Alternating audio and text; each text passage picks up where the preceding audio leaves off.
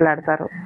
ఏ అండి, ఎవరికి నచ్చింది వాళ్ళు చేసుకోవడానికి కూడా మన కళ్ళు ఓరవకపోతే అప్పుడు వాళ్ళు కష్టాలు పడి ఎవరి ఫ్యామిలీని వాళ్ళు అన్ని కోరికలు చంపుకొని పెంచుకొని పిల్లల్ని పెంచి పెద్ద చేసి సమాజంలోకి ఒక అభివృద్ధిలోకి తెచ్చారు కదా. ఇప్పుడు వాళ్ళు వేసుకుంటే మనకేంటి చూడ్డానికి అంత బాధ అంటే వాళ్ళకి ఇష్టం కదా. ఇప్పుడు ఇంకెప్పుడు తీర్చుకుంటారు? ఇక పుట్టింది ఒకళ్ళకి సేవ చేయడానికి, ఒకళ్ళని ఇచ్చేయడానికి, దానికైనా ఇంకా వాళ్ళకంటూ ఏమీ ఉండదా జీవితంలో? తీర్చుకొనివ్వండి.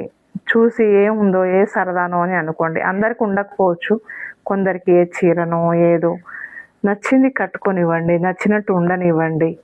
ఆరోగ్యం ఎలాగో చూడలేకపోతున్నాం, అంటే సెట్ అవుతుంది అవ్వదు, దాని కోసం అన్నీ వదులుకోవాల్సి వస్తుంది.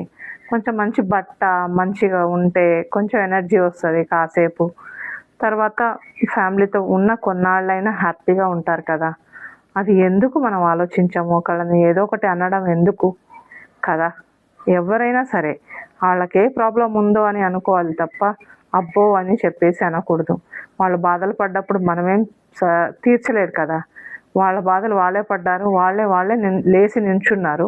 వాళ్ళ పిల్లల్ని పెంచుకొని పెద్ద చేసుకొని ఇప్పుడేదో ఈ లాస్ట్ జీవితం హ్యాపీగా ఉండాలంటే ఎలాగో ఉండలేకపోతున్నారు. కానీ కొంచెం చిన్న ఈ తీర్థయాత్రలని చూడడం అని, చుట్టాల ఇంటికి వెళ్ళడం కానీ, ఎక్కడికి ఏదైనా చేద్దామన్నా కూడా వాళ్ళ ఇష్టం కదా. ఏమంటారు? అవును.